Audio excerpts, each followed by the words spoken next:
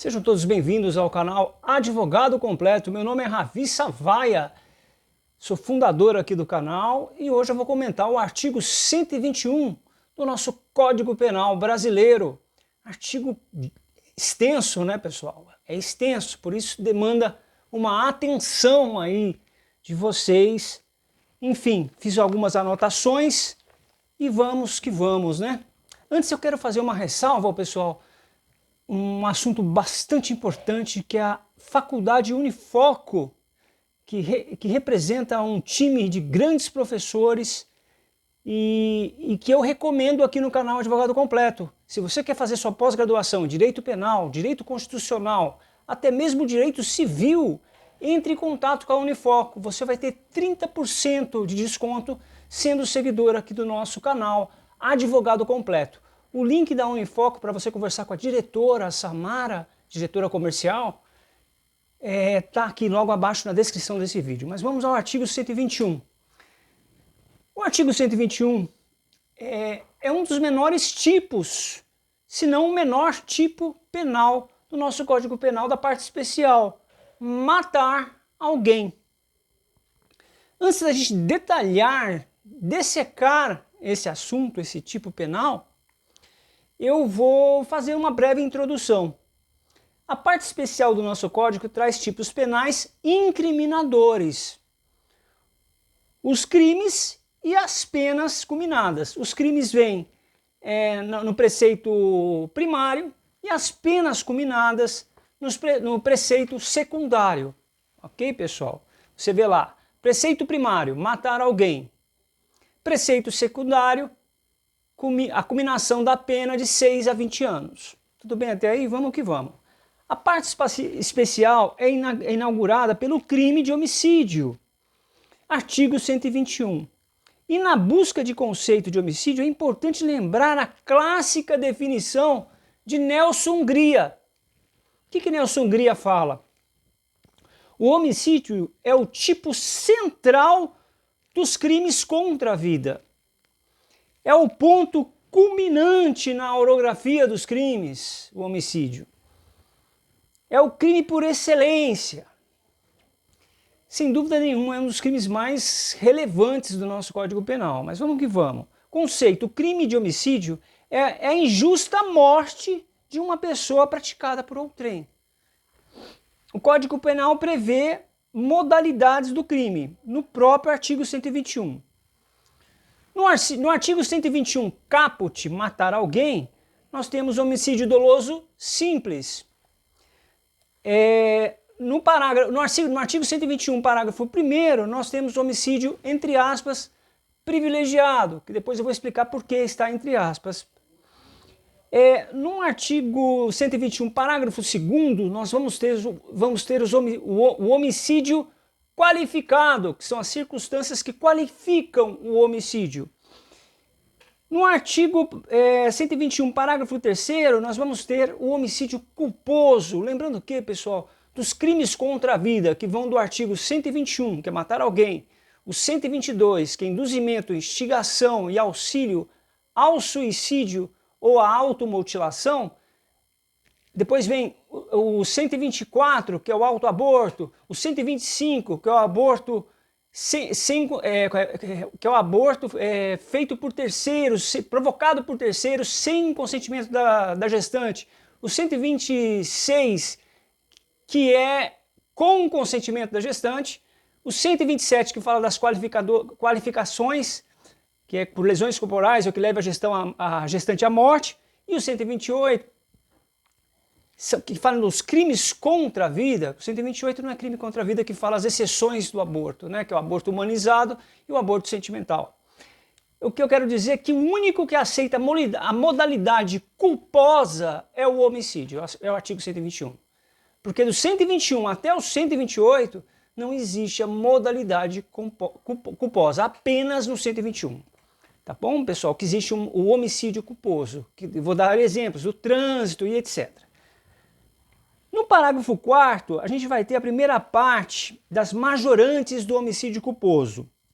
No parágrafo 5º, a gente vai falar sobre o perdão judicial, que está registrado lá no parágrafo 5º, do artigo 121. Artigo 121, parágrafo 5º. No parágrafo 4º, segunda parte, e parágrafo 6º e parágrafo 7º, causas de aumento para o homicídio doloso. Tudo bem? Então vamos lá, algumas que eu quero fazer agora, pessoal, é algumas dissecações sobre o assunto. Qual é o bem tutelado no homicídio? Qual é o bem jurídico tutelado pelo direito no homicídio? A vida extrauterina. Aí cai uma questão lá e fala, não, vida intra e extrauterina. Não, não é vida intrauterina. Vida intrauterina a gente está falando de aborto, pessoal. O bem jurídico tutelado no homicídio é a vida extrauterina. Mas aí você pode me perguntar, mas quando começa a vida extrauterina? Começa com um trabalho de parto. Aí você pode me perguntar mais uma vez, mas quando a doutrina considera o começo do trabalho do parto? Com o rompimento da bolsa que contém um líquido amniótico, tá? Essa é a maioria, a doutrina majoritária. Considera o começo da vida extrauterina com o rompimento da bolsa amniótica. Ali, com esse rompimento, com o começo do trabalho do parto, já tem duas vidas para ser protegida, a mãe e uma nova vida, que é o bebê. Entendeu? Então vamos a outra pergunta, pessoal, que eu quero fazer a vocês. Qual é o sujeito ativo do homicídio? Trata-se de um... Lembra que a gente estudou lá na parte geral, das classificações do sujeito ativo, que pode ser comum, pode ser crimes comuns, pode ser crimes próprios, que exigem uma qualificação do sujeito, crimes de mão própria, né? Então, no homicídio pode ser qualquer pessoa. Então, a classificação quanto ao sujeito ativo é qualquer pessoa pode cometer o crime de homicídio. Qualquer pessoa. Por isso é um crime de classificação comum, porque qualquer pessoa pode cometê-lo. O sujeito ativo eu estou falando. E o sujeito passivo, pessoal? Diretamente, o sujeito passivo é qualquer pessoa que tem sua vida ceifada, ok? Indiretamente, o sujeito passivo é o Estado, porque tem uma conduta, como é que fala? Prejudicada não, que foi... porque o Estado é o sujeito ativo indireto. O sujeito ativo direto é qualquer pessoa que tem sua vida ceifada.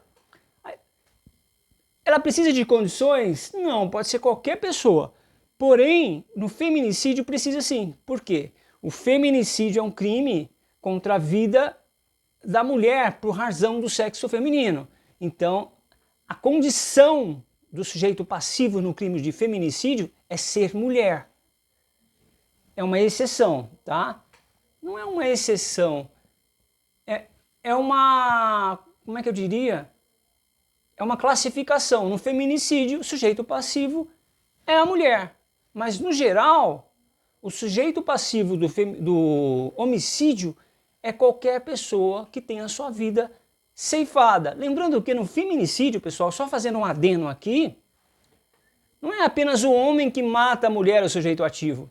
Pode ser uma mulher que mata uma outra mulher num relacionamento ou fora de um relacionamento. Entendeu? Só um adendo aqui.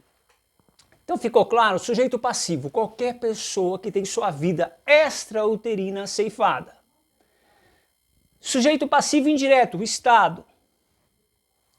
Aí você me pergunta, e qual que é o núcleo do homicídio? Matar alguém. É o menor tipo penal do nosso código. Matar alguém. O núcleo é matar. Alguém é o objeto direto. Por que o núcleo... por que ele é um crime mononuclear? Porque ele só tem um verbo nuclear. Só tem um núcleo. O núcleo é o verbo. Você lembra lá do artigo 33?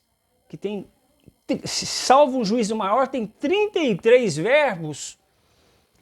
Aí a gente tem um crime plurinuclear, né? Aí eu te pergunto, qual que é o objeto... Então, fechando, o crime de homicídio é um crime mononuclear, porque só tem um verbo, que é matar. E qual que é o objeto direto do crime de homicídio? Para você saber o objeto direto, você tem que entender aonde cai a conduta do homicídio. Matar alguém. O objeto direto é a pessoa que recai a conduta criminosa. Então, o objeto direto é a pessoa que é morta.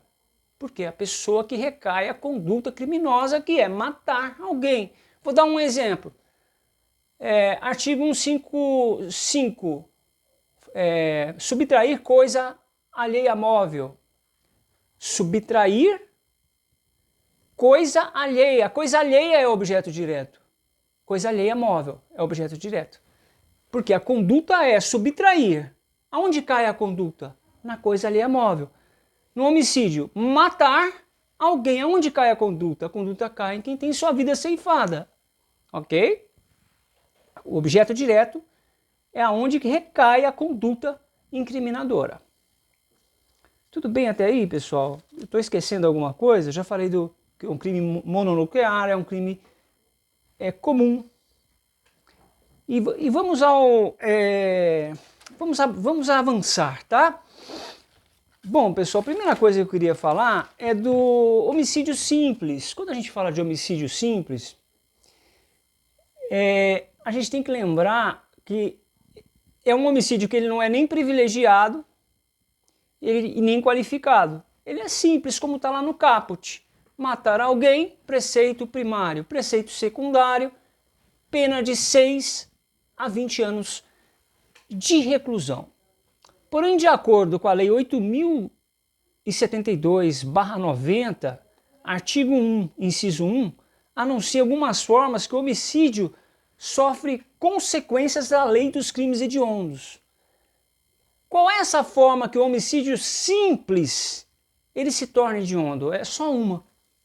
O homicídio simples, mas praticado em atividades típicas de grupo de extermínio, ainda que por um só agente, é crime hediondo.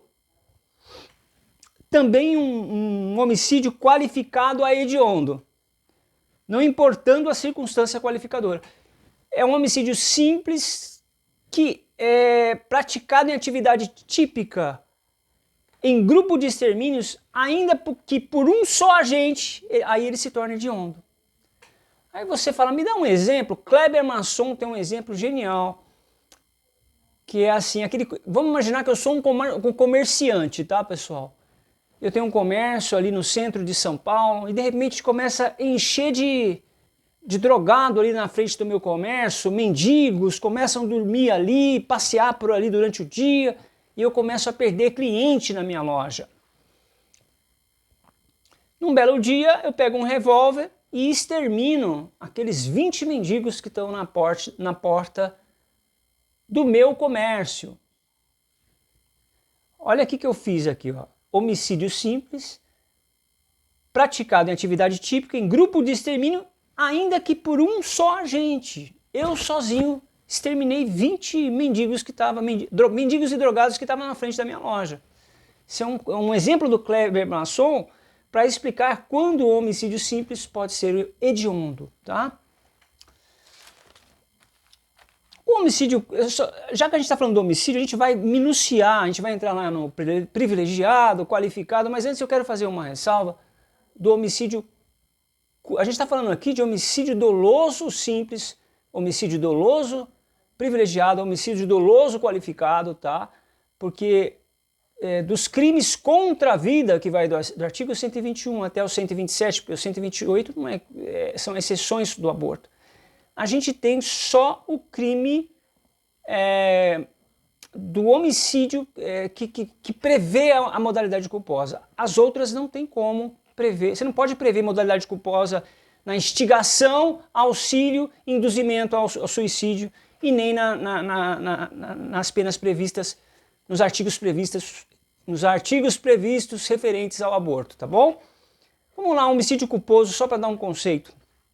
Em razão da pena mínima prevista 1 ano de detenção, permite que o agente seja beneficiado com a suspensão condicionada ao processo, desde que presente os requisitos no artigo 89 da Lei 9.099/95. O que é homicídio culposo? É por negligência, imprudência, imperícia. A gente vai falar sobre ele mais detalhadamente. Eu só estou dizendo aqui que no homicídio culposo, permite o agente ser beneficiado com a suspensão condicionada ao processo, desde que presente os requisitos da Lei 9.099/95, artigo 89, que fala o quê, pessoal? Já discute-se se o homicídio culposo admite-se o acordo de persecução penal, medida despenalizadora prevista no artigo 28, letra A do Código Processual Penal, que proíbe o acordo da não persecução nos crimes praticados com violência. A maioria, no entanto, entende que somente em crime doloso que não admite a MPP, né? Que é essa discussão que tem sobre acerca da persecução do crime, né? Porque em crime de homicídio culposo, o agente pode ser beneficiado com a suspensão condicionada ao processo. Aí a gente já está entrando para o CPP, tá, pessoal? Então eu vou voltar aqui para a tônica do nosso estudo do homicídio. O direito à vida, pessoal, está consagrado no artigo 5º, caput da nossa Constituição Federal. Onde é que está? Ela está aqui, ó, a minha Constituição Federal. Código Penal arrola 4 crimes contra a vida, como eu já falei aqui. Homicídio, induzimento, instigação, auxílio ao suicídio. Em final de 2019, ampliou esse artigo, que passou também a automutilação. Se você auxilia, instiga ou induz alguém à automutilação, o artigo cresceu, né? Final de 2019. O infanticídio, que é a mulher, eu até esqueci de falar aqui no começo do vídeo, que é a mulher no estado puerperal, né? Que mata seu próprio filho. E os outros, o aborto, enfim.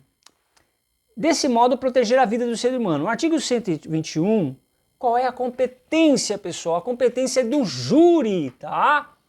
O júri é a competência. Isso está lá no nosso CPP, no artigo 74. A competência dos crimes contra a vida é do júri, tá? Do homicídio que eu estou falando. Crimes dolosos.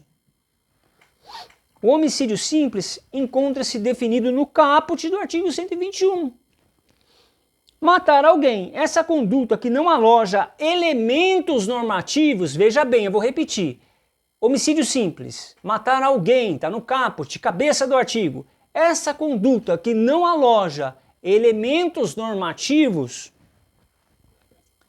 e nem subjetivos, composta de um núcleo matar e um elemento objetivo alguém, que culmina na pena de 6 a 20 anos, é um homicídio simples. Tá?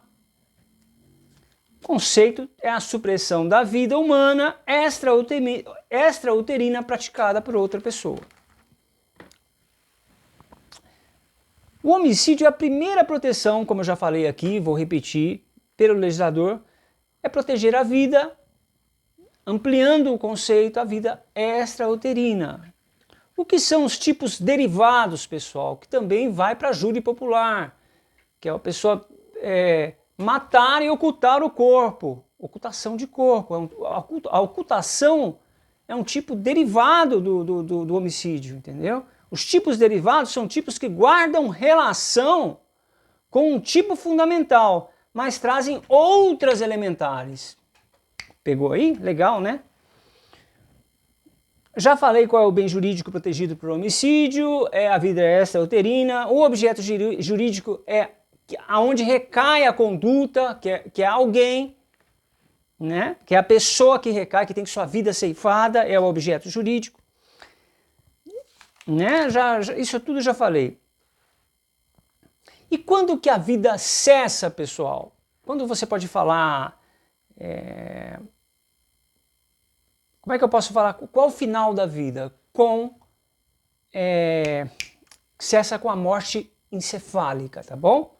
Quando cessa, não existe... É o final da vida para o direito, é com a morte encefálica. Repetindo, qual é o objeto material? É importante vocês... Eu vou repetir, pessoal, parece que eu fico redundante, mas é porque isso aqui cai na OAB. É a pessoa ou coisa no qual recai a conduta criminosa. Objeto jurídico, que é o interesse protegido pela lei penal, que é a vida extrauterina. Já falei tudo isso aqui. Características, qualidades, etc. Vamos lá ao homicídio doloso simples. Eu quero entrar um pouquinho mais nesse tema aí. Quando falar em homicídio doloso simples, você vai entender que nesse homicídio doloso simples ele não tem elementos normativos. É o caput lá do artigo 121, matar alguém. Quanto ao sujeito do crime, qualquer pessoa podendo figurar como sujeito ativo, como eu já falei aqui, né? Estamos diante de um crime bicomum. Por que esse nome bicomum, pessoal? Que não exige qualidades especiais de ambos os sujeitos, nem do sujeito ativo, nem do sujeito passivo. Com exceção do feminicídio, que exige uma qualidade especial, sim, que para você praticar um feminicídio, tanto o homem quanto a mulher tem que matar uma outra mulher em razão do sexo feminino. Ok? Para Luiz Regis Prado, é um doutrinador que eu gosto, tá, pessoal? Recomendo a leitura de Luiz Regis Prado. O crime de homicídio tem como limite mínimo o começo do nascimento, marcado pelo início das contrações expulsivas. A gente já falou sobre isso, né? Quando é que se inicia, quando que tem início, né? Pode o homicídio ser praticado de forma livre, ação ou omissão. Por meio de diretos ou indiretos, matar alguém que serve de uma arma de fogo ou um animal feroz. A pessoa pode usar uma arma, uma faca ou até mesmo um animal como um instrumento para matar. Pega lá, ataca, um pitbull, joga um pitbull em cima de uma pessoa. Ela está usando um animal como uma arma, tá? Enfim, e também por omissão, é aquela mãe que deixa de alimentar o filho dolosamente e esse filho vem a falecer, esse recém-nascido. É um homicídio por omissão, doloso, né? Tá certo. O crime é punido a título de dolo, vontade consciente de matar alguém. Esse dolo pode ser direto ou eventual. O tipo não exige finalidade específica do sujeito ativo. A depender da finalidade específica, podemos estar diante de uma privilegiadora, do artigo 121, parágrafo 1º, ou uma qualificadora, artigo 121, parágrafo 2º. O homicídio atinge a sua consumação com a morte da vítima. Quando ocorre a morte da vítima? Quando ocorre a morte encefálica, tá, pessoal? Cessa as atividades mentais. O crime material é a morte da vítima, se dá com a cessação da morte, com a constatação da morte encefálica. A tentativa, você pode me perguntar, é permitida no homicídio? Sim, ela é perfeitamente possível. A execução de um crime de homicídio pode ser fracionado em vários atos.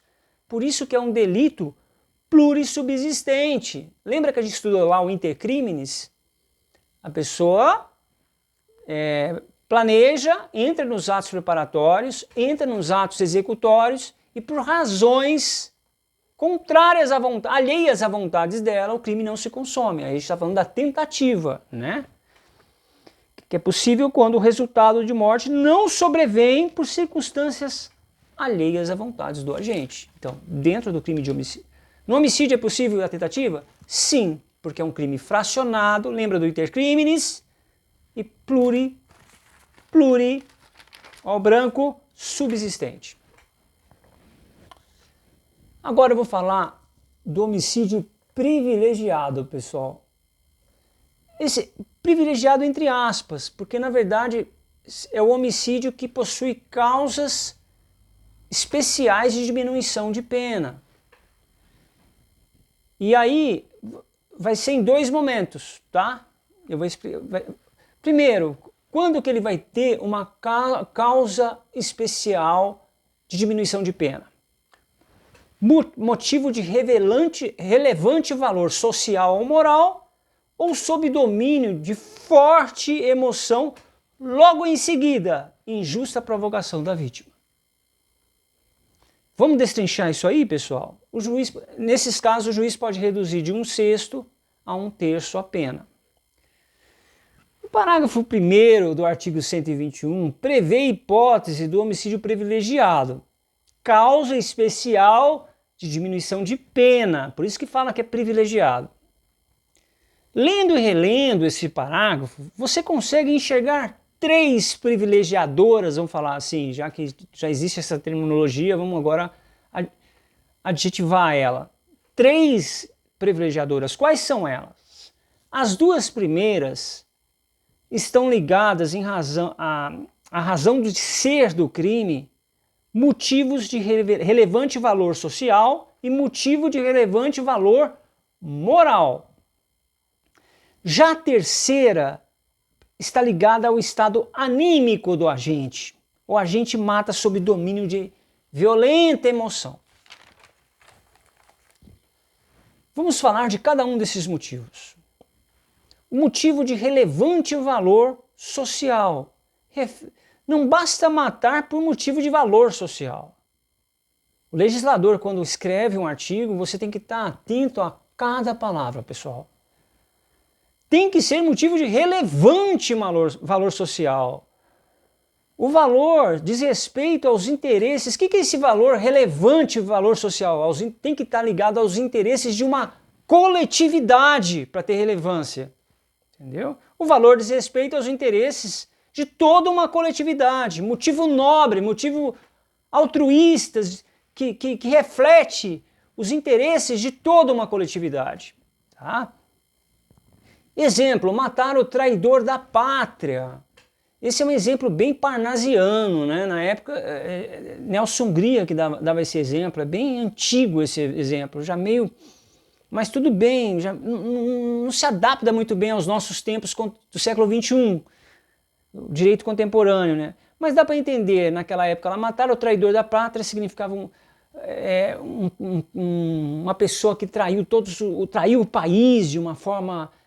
que estava representando o país e traiu o país, naquela época lá significava um relevante valor social. Mas tem um exemplo melhor do professor Rogério Sanches Cunha, que é matar aquele bandido de um bairro, porque quando a gente fala motivo de relevante valor social, não precisa ser um país, pode ser o seu bairro. Um bandido que está atrapalhando ali e o cara acaba roubando de todo mundo, criando confusão no bairro, e o bairro todo já está irritado com aquilo, e o cara vai lá e mata por um motivo de relevante valor social. O professor José Carvalho, de Direito, delegado, ele já fala um exemplo que eu gosto mais. Imagina que você tenha no seu bairro um traficante que venda drogas para crianças e adolescentes. Não só venda, mas induza as crianças a comprar. Né? Faz essa indução, já tem o público e tal. E o bairro já não aguenta mais esse traficante. Já chamou a polícia, de repente é uma favela, a polícia não entra lá. O cara vai lá e fala, quer saber de uma coisa? Esse cara ofereceu droga para o meu filho, eu vou matá-lo. Motivo de relevante valor social que reflete os interesses de uma coletividade. Essa coletividade pode ser um país, pode ser uma cidade, pode ser um estado, pode ser um bairro, pode ser até a sua rua, determinado do exemplo, em caso concreto, do tamanho da sua rua também, né? Vamos lá. Vamos lá. E motivo de relevante valor moral, que é a segunda privilegiadora. Aqui eu tenho um motivo que se liga aos interesses individuais do agente, mas ligada ao sentimento de piedade, misericórdia e compaixão, que é a eutanásia, tá? A pessoa não aguenta mais ver aquele parente sofrer e pede para desligar os aparelhos. A eutanásia pode ser direta e indireta, tá? Por exemplo, do motivo de relevante valor moral. A última privilegiadora relaciona-se com o estado anímico do agente. Homicídio emocional é a última privilegiadora. O agente mata sob domínio de violência, de violenta emoção, logo em seguida a injusta provocação da vítima. Domínio de violenta emoção, tomada por uma violenta emoção, não pode ser leve, não pode ser passageira ou momentânea. Então, quando a gente interpreta violenta, é violenta mesmo. Não é uma coisa... Ele é tomado. Não é uma emoção leve, uma emoção passageira, não. O agente sob domínio de violenta emoção deve agir imediatamente a injusta provocação. Então tem um marco temporal aí, que tem que ser... Por isso, porque o preceito primário... O artigo fala o seguinte, logo em seguida, é a linha, né? Porque a gente está falando das privilegiadoras. Vamos lá. A primeira condição, pessoal, é essa. O agente sob domínio de violenta emoção deve agir imediatamente, porque está escrito lá, é no artigo, é porque a gente está falando das privilegiadoras. Logo em seguida, é imediatamente. O segundo requisito, até quando a reação é considerada imediata, é o segundo requisito. Na prática, é sensível identificar a proximidade do rebate. Tem que analisar o caso concreto, mas é logo em seguida, tá? Pode ser direto ou indireto. Você entrou dentro de uma sala de aula, tem um pessoal falando mal de você. A pessoa nem viu que você entrou na sala de aula, você tira a arma e mata a pessoa. É logo em seguida, tá? Terceiro requisito, a injusta provocação da vítima, tem que haver a injusta provocação da vítima, né? Para você ter essa... Não traduz necessariamente agressão, essa injusta provocação da vítima. Compreende todas e qualquer condutas incitantes, desafiadoras e injuriosas. Não precisa nem sequer corresponder a um fato típico. A lição da doutrina é que, dados eventuais ou circunstâncias que interferem na pena, não na qualidade do crime, que permanece sendo homicídio. São dados aí, as circunstâncias privilegiadoras são dados que interferem na pena. Mas é homicídio de qualquer forma, né? São circunstâncias que atenuam a pena quando a gente fala homicídio privilegiados. Que são circunstâncias subjetivas, tá, pessoal? Ligadas ao motivo determinante do crime. O estado anímico do agente. Quando a gente fala agindo sobre domínio de forte emoção, tomado por uma forte emoção. Logo em seguida, tem um marco temporal aí, tem que ser logo em seguida, tá? Porque se não for logo em seguida, não vai se configurar como uma privilegiadora. Tem que ser logo em seguida, tá? Logo em seguida, a injusta provocação da vítima.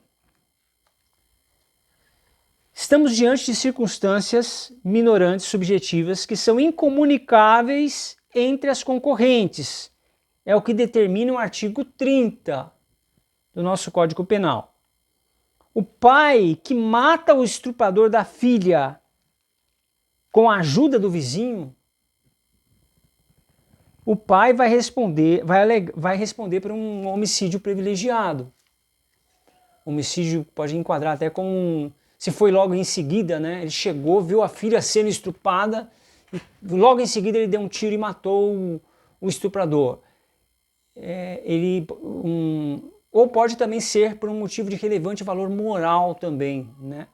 Que pode enquadrar nessas duas aí, a depender da análise do caso concreto. Só que o pai, vamos supor que, imaginando uma outra circunstância, o pai pede ajuda do vizinho.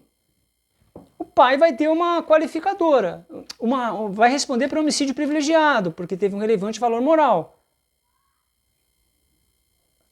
O vizinho não. O vizinho não pode aproveitar dessa circunstância e falar, ah não, mas eu sou vizinho dele e o meu vizinho teve a filha estuprada. Não, é incomunicável, isso que fala o artigo 30, tá? Salvo, ele faz uma... deu um branco aqui, eu esqueci o artigo 30 de cabeça, mas salvo alguns casos de administrativos, tá? Por exemplo, do peculato. Se eu chamo um amigo meu, eu sou um funcionário público, e eu chamo um amigo meu para cometer um roubo, um furto de equipamentos lá dentro da instituição pública que eu trabalho, eu respondo por peculato, e o meu amigo por peculato também, sem ser funcionário público. Porque aí as elementares se comunicam. Nesse caso que eu falei aqui, não se comunica. Por isso que o artigo 30 ele explica que as elementares não se comunicam, salvo, aí ele faz uma exceção lá. Quando vocês verem a palavra salvo no Código Penal, é com exceção, tá? É uma dicasinha, acho que todo mundo sabe isso. Agora a gente entra no homicídio qualificado, pessoal. Artigo 121, parágrafo 2º. 7 incisos, ou 8 ou 9, eu estou sentindo falta no meu Código Penal. Eu estou com o vadimeco, mas está lá no carro. Mas vamos lá. Homicídios qualificados, pouco importando as circunstâncias qualificadoras e crime hediondos, são crime hediondos consecutários da Lei 8.072/90. Quando a gente fala de homicídio qualificado, pessoal, é crime hediondo, tá? É um crime doloso hediondo. O inciso 1, o homicídio é qualificado quando o agente comete crime mediante paga ou promessa de recompensa ou por outro motivo torpe. Torpe seria um motivo vil, repugnante, abjeto, quase sempre espelhando ganância, né?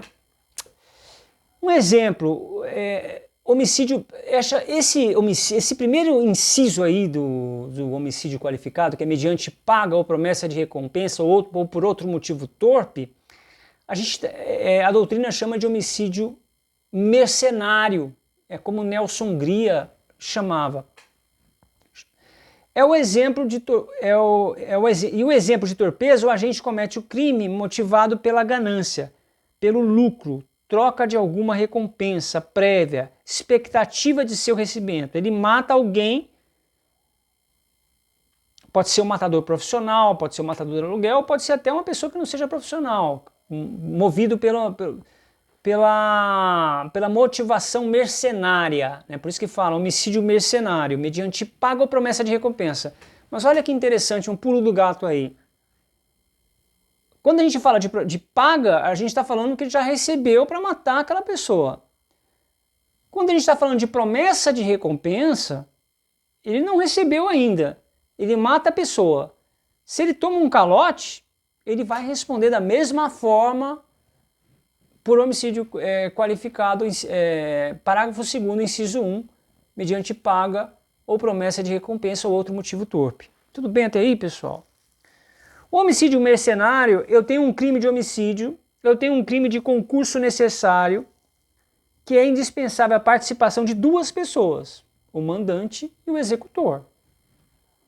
Não tem como você falar do inciso 1, que é mediante paga ou promessa de recompensa ou outro motivo torpe, sem mencionar um concurso de pessoas, que é um executante, um mandante e um executante. Tudo bem até aí, pessoal? Quem que é o mandante? Aquele que promete, que paga ou promete a recompensa. E quem que é esse é o mandante. E quem que é o executante? É aquele que aceita praticando o homicídio em si. A doutrina discute essa qualificadora, A discussão da doutrina em relação a essa qualificadora é restrita ao executor do crime. A pessoa que mata motivada pela remuneração, ou se também deve ser aplicada ao mandante, a quem mandou a pessoa matar, mediante remuneração. No STJ, vamos perceber também que lá teve essa discussão, tá? Temos instruções que dizem que a comunicação é automática ao mandante. E outras que dizem que a comunicação não é automática e depende do caso concreto. Esta é a corrente que parece mais correta, tá, pessoal? Não obstante, apaga a promessa de recompensa, seja a circunstância acidental do delito, de homicídio de caráter pessoal e, portanto, incomunicável automaticamente a coautores. Não há ópcia que tal circunstância entre mandante e executante do crime, caso o motivo que levou o mandante à empreitada do objeto alheio seja torpe, desprezível ou repugnante. Então são incomunicáveis. O que executou vai responder por uma coisa, o mandante vai responder por outra coisa. O que executou vai responder por homicídio qualificado.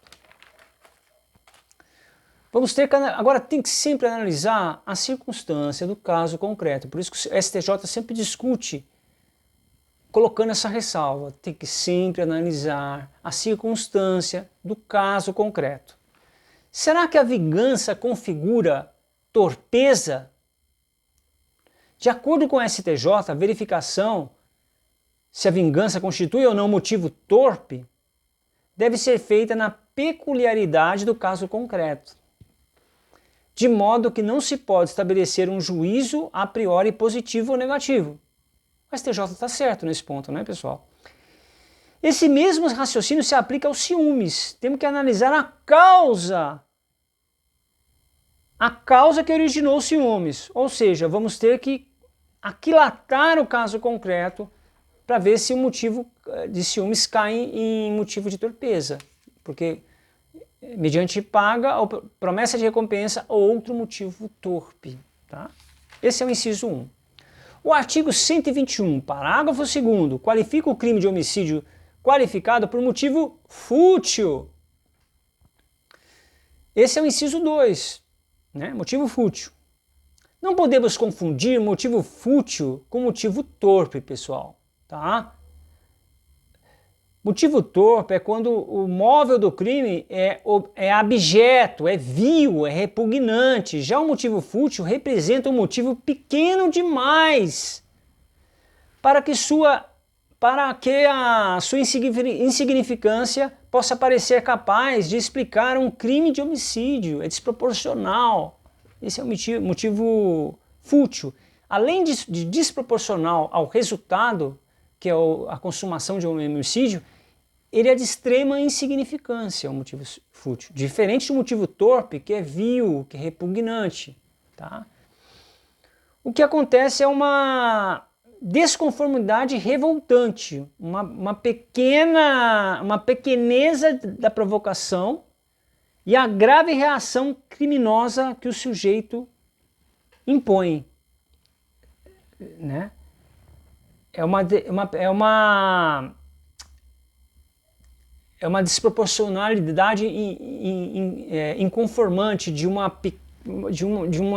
motivo de uma extrema pequeneza que resulta em morte. Eu vou dar um exemplo aqui. Ó. O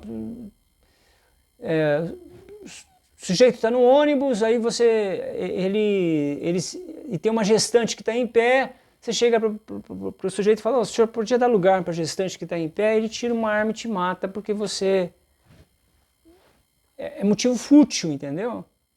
Um exemplo que veio aqui na minha cabeça. O motivo é insignificante. Mas o orgulho é grande, né? A vaidade também. Vou dar um exemplo. Briga de trânsito. O cara fechou o outro. Aí, você me fechou, aí já começa a discussão, o cara tira uma arma e mata o cara. Matou por quê? Porque ele fechou ele, entendeu? Esse é motivo fútil.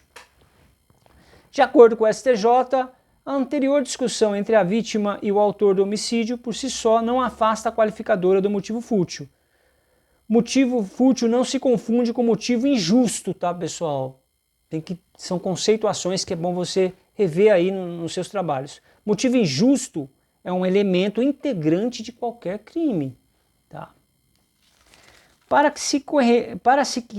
que você reconheça a futilidade da motivação, que além de ser injusto, o motivo seja insignificante.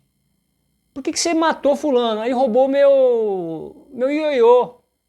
Ele roubou meu joguinho. Sabe um negócio assim? É fútil o motivo. É a ausência de motivo, e a ausência de motivo será qualificada. É uma pergunta aqui. A ausência de motivo pode ser considerada motivo fútil? Quando a pessoa mata por matar, sem nenhum motivo. Aquele que mata sem motivo pode ser denunciado e condenado por motivo qualificado? É uma pergunta. Por homicídio qualificado? Desculpa, não é motivo. Temos correntes equiparadas à ausência de motivo a motivo fútil. Tem corrente doutrinária que equipara a ausência de motivo a motivo fútil. A esta corrente seria um contrassenso conceder que o legislador permitisse pena mais grave àquele que mata por futilidade, permitindo agir sem qualquer motivo conceber sanção mais branda. Em que pese sedutora, esta tese não é a que prevalece. De acordo com a maioria, a ausência de motivo não pode ser equiparado com motivo fútil, tá, pessoal? Esta equiparação depende do legislador somente, tá? O legislador pode fazê-lo. O intérprete querer equiparar a ausência de motivo com motivo fútil é trabalhar no campo draconiano da analogia em Malamparten, segundo o nosso grande doutrinador Rogério Sanches Cunha. Eu não posso deixar de falar sem dar um exemplo de homicídio qualificado pela futilidade, como eu citei, briga de trânsito. Né? Imagine dois motoristas que acabam discutindo no trânsito e um mata o outro. Veja a pequeneza do motivo. Não há dúvida que a briga no trânsito, que resulta na morte de alguém, espelha o caso do homicídio qualificado pela futilidade, por motivo fútil, inciso 2 do artigo 121, parágrafo 2º, tá bom? Até agora, nos incisos 1 e 2, pessoal, nós temos qualificadoras subjetivas, tá? Agora a gente vai para as qualificadoras objetivas no inciso 3, artigo 121, parágrafo 2º, inciso 3, qualifica o crime de homicídio quando cometido com emprego de veneno, fogo, explosivo, asfixia, tortura ou outro meio incendioso ou cruel e de que possa resultar perigo comum. Esse inciso emprega a fórmula casuística inicial. O legislador dá vários exemplos e no final usa uma fórmula genérica de encerramento, permitindo que o operador encontre casos outros que incidam crueldade ou perigo comum advindo da conduta do agente. A interpretação analógica, né? O legislador, ele fala, como o próprio artigo fala, veneno, fogo, explosivo, asfixias, tortura ou outro meio insidioso ou cruel, ou de que possa resultar em perigo comum. Ele deixa uma fórmula genérica para que o operador possa fazer a interpretação analógica, que é intra legis, que é diferente de analogia. Analogia é quando você... é uma forma de integração. Você tem que de integrar uma parte que está faltando. Interpretação analógica, ela é intra legis. O legislador já deixa uma fórmula genérica para o operador fazer sua interpretação. Ok? Quando o legislador coloca como qualificadora do homicídio com emprego de veneno, fogo explosivo, asfixia e tortura, são exemplos de meios incendiosos, cruéis, que possa resultar em perigo comum. O operador pode, na análise do caso concreto, se deparar com outras situações semelhantes a que justifica a qualificadora, semelhantes a essas que o legislador citou, dentro de uma forma genérica, que é intra legis, dentro da lei, fazendo uma interpretação analógica, que é diferente da analogia no direito. Ok? Vamos falar do homicídio qualificado com o emprego de veneno, pessoal, que é chamado benefício. Que o agente, para alcançar o seu intento criminoso, utiliza substância biológica ou química, animal, mineral ou vegetal, capaz de perturbar ou destruir as funções vitais do organismo humano. Entende a doutrina que o homicídio será qualificado pelo envenenamento somente quando a vítima desconhecer que está sendo envenenada, que está ingerindo veneno. Ou seja, ignorar que está sendo envenenada. A insídia é condition sine qua non para o benefício. A ingerir a substância é o benefício. Caso a vítima seja forçada a ingerir a substância sabidamente venenosa, não estamos diante do artigo 121, parágrafo 2º, inciso 3, benefício. Podemos estar diante de outra qualificadora, mas não essa de benefício, porque é condition sine qua non, que significa condição sem a qual não, é uma condição sine qua non que a vítima não saiba que esteja sendo envenenada. A qualificadora do benefício pressupõe insídia a vítima não poder saber que está sendo envenenada, tá?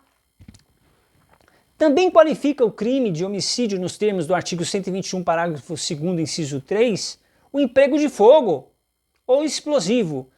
A utilização do fogo ou explosivo ou qualquer objeto de causar explosão como um meio de alcançar a morte da vítima revela o modo especialmente perverso escolhido pelo agente, podendo colocar em risco um número indeterminado de pessoas.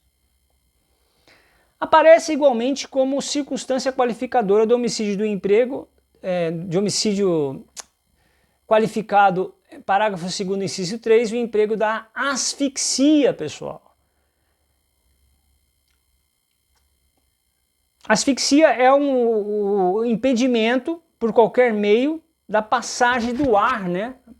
Do ar pelas vias respiratórias ou pulmões da pessoa, acarretando a falta de oxigênio no sangue, podendo, dependendo do tempo de suspensão da respiração, causar a morte. Aqui eu consigo abranger qualquer meio mecânico ou até tóxico.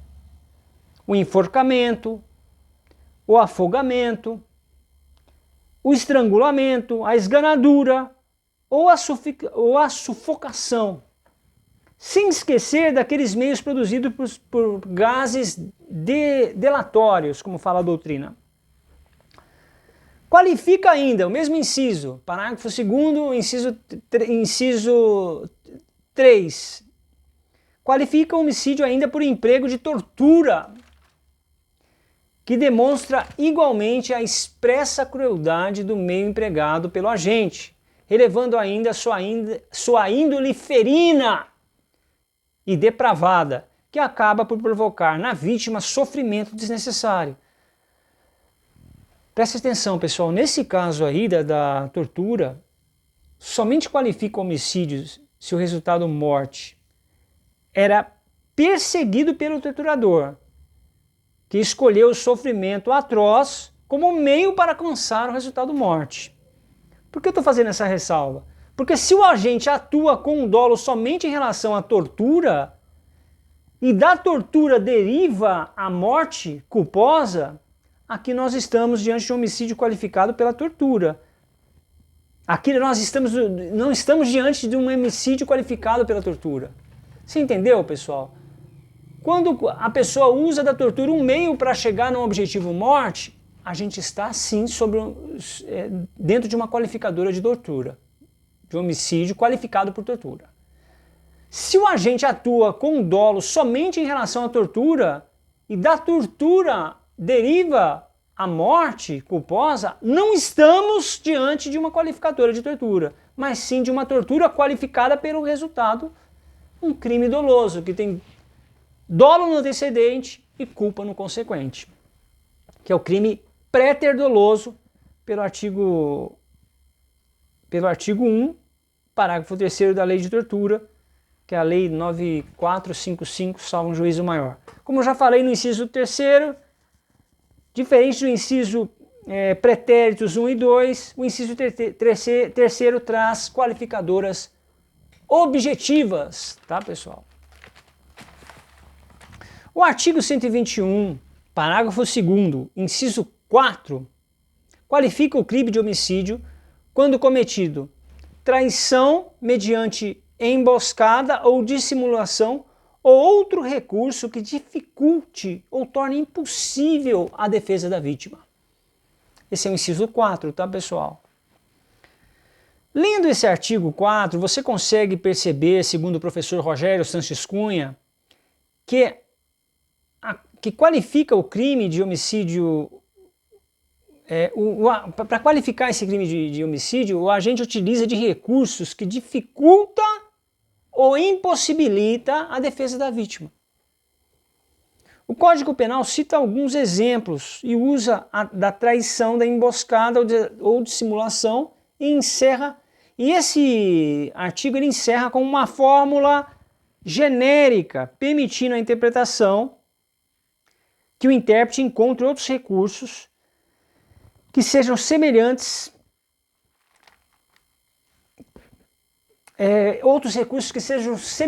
para descrever essa hipótese que dificulte ou impossibilite a defesa da vítima. Nós podemos perceber que o uso da interpretação analógica, que eu já citei aqui nesse vídeo, o legislador cita exemplos, não tendo como descrever todas as hipóteses em que o crime é praticado com recursos que dificulte ou torne impossível a defesa do ofendido.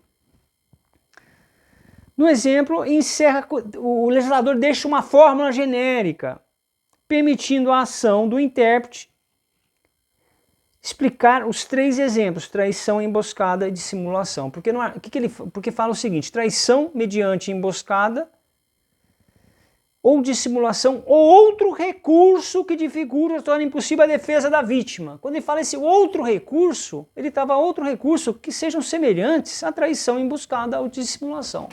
Tá, pessoal? É uma fórmula genérica que o legislador deixa para que o operador, na sua interpretação, num caso concreto, busque casos semelhantes, intra legis, tá? Fazendo uma magnífica interpretação analógica. Mas vamos falar sobre cada um desses preceitos aí. Traição. A traição representa o ataque desleal, repentino, inesperado. Por exemplo, vou dar um exemplo, atirar na vítima pelas costas ou atirar na vítima durante o sono. Isso é uma qualificadora de traição. Inciso 4, parágrafo 2º. Artigo 121, vamos nos localizar aqui, né? Emboscada pressupõe ocultamento do agente que ataca a vítima com surpresa. Denota essa circunstância a covardia e a perversidade por parte do delinquente, né, pessoal? Dissimulação significa fingimento, o agente oculta a sua intenção, o agente disfarça a sua intenção hostil, apanhando a vítima despreparada, indefesa. Vamos imaginar, o agente convida a vítima para jantar, já sabendo que aquele jantar representa para a vítima a sua última ceia. Vou dar outro exemplo. O sujeito suspeita que o amigo está tendo relações com a sua esposa. Ele falsamente fala que teve uma ideia de negócio, que queria compartilhar com a amiga e com a esposa, e que ele está muito feliz, uma grande sacada que ele teve de business. E aí ele convida o amigo e a esposa que não estava tendo relações, era tudo coisa da cabeça dele, como é que fala? Uma paranoia da cabeça dele. E ele mata o amigo e a esposa. Mas ele dissimulou. Eu tive uma ideia, quero convidar vocês dois. Ele fez uma dissimulação e matou o casal. Casal não, porque não tinham relações. Tá? No exemplo que eu criei aqui agora. É importante citar que a premeditação, pessoal, não constitui por si só circunstância qualificadora de homicídio. Nem sempre a pré-ordenação criminosa constitui circunstância capaz de exasperar a pena do sujeito diante de maior grau de censura do seu comportamento. Porque tem casos de premeditação que representa até resistência à conduta delituosa. É só uma pontuação.